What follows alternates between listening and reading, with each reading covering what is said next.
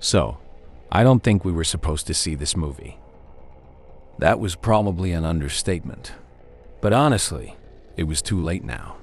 Watching the forbidden film had started as a joke, some may even say a bad dare, when Sam stumbled upon it online. There was a bizarre myth about it, the kind that makes you laugh at how ridiculous it sounds. A deranged filmmaker, a cursed production, missing cast members, and the best part? Supposedly, anyone who watched it was cursed. "Sam, are you sure this thing is even real?" Leah had asked, eyeing the empty theater with a smirk. "Of course it's real," Sam snickered, shaking the DVD case. "Look, it's even labeled for internal viewing only. Makes it legit, right?" Dylan snorted, taking a handful of popcorn. "Yeah, I'm sure we're gonna be cursed and haunted now." He wiggled his fingers, trying to be spooky. Leah shoved him, but they all laughed. Why wouldn't they? Curses weren't real. Or so they thought. But by the time they were halfway through the movie, the laughs had stopped. It started with shadows on the screen. Almost human shapes, lingering just out of frame, like someone was standing in the background. Sam nudged Dylan, who had stopped laughing, his face pale. Leah sat up, crossing her arms, suddenly feeling a prickling on her skin. "Did you guys see that?" Dylan whispered, leaning forward. They all peered at the screen, squinting as the shadows seemed to grow darker, more distinct. A shiver ran through Leah. "You guys, I don't feel right." Before they could leave, the movie started glitching. The actors' faces began distorting, their eyes hollow, gazing directly at them. One of the characters turned their head and mouthed something that looked like "get out." A strange dread crept over them as the temperature in the theater dropped, a freezing chill that clawed at their skin. Leah huddled close, swallowing her fear. "Sam, I think we should go."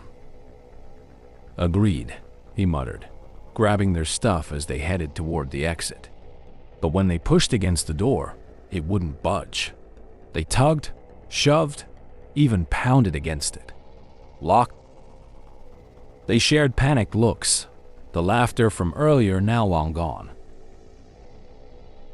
They stumbled back to their seats, heartbeats quickening, each feeling that something was terribly wrong. A woman in the row behind them stood up, only there had been no one there when they'd come in.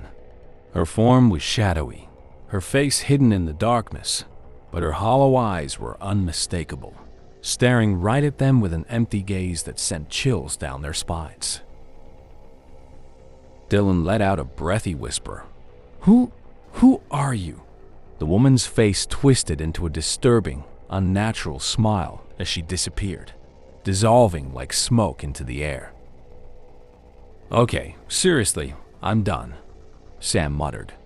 But each time they tried to leave, they found themselves looping back into the theater. The eerie movie still playing, its scenes repeating with subtle, sinister changes. Shadows seemed to move around them, growing darker, more menacing, as though the entire theater had come alive. "Please," Leah whimpered, her eyes brimming with terror. "Please just let us out." But the screen flickered, showing something new. Images of them.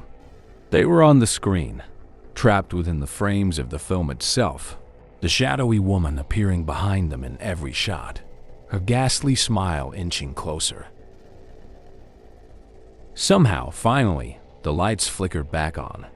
They found themselves back in their seats, gasping for air, as if they'd just escaped a nightmare. They stumbled out of the theater, clutching each other, each feeling something dark lingering, a weight pressing down on them as they made it back to their homes. That should have been the end. But the curse had just begun. 2 days later, Dylan's reflection stopped matching his movements. At first, it was subtle, a shift in his mirror image, a slightly twisted smile that lingered a moment too long. He brushed it off, but as the days went on, his reflection began acting on its own, a dark figure with hollow eyes who seemed to move only when Dylan wasn't looking. The sleepless nights wore him down. Every time he closed his eyes, he felt it watching him, creeping closer from the shadows of his mind.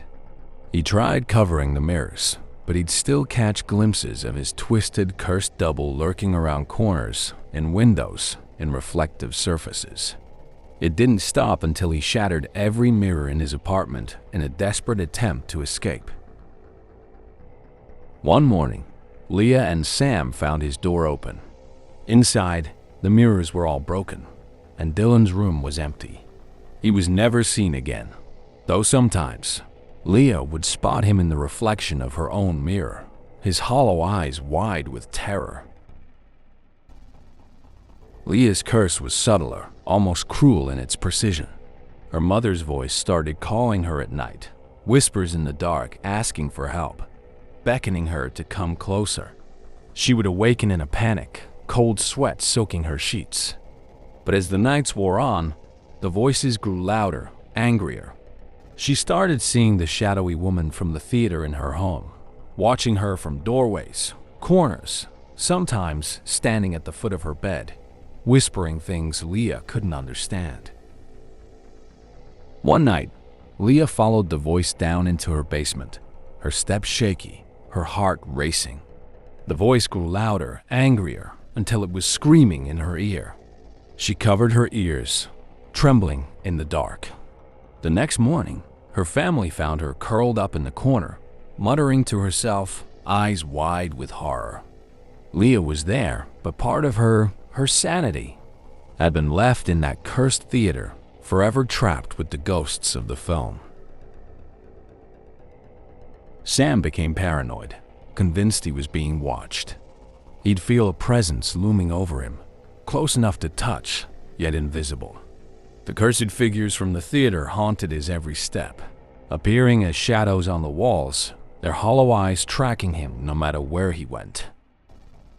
At night, he'd hear the projectors hum, the distant echoes of the film looping endlessly, trapping him in a waking nightmare. He tried everything: therapy, staying awake, even moving across the country. But the curse followed him, the shadowy figures creeping closer each night.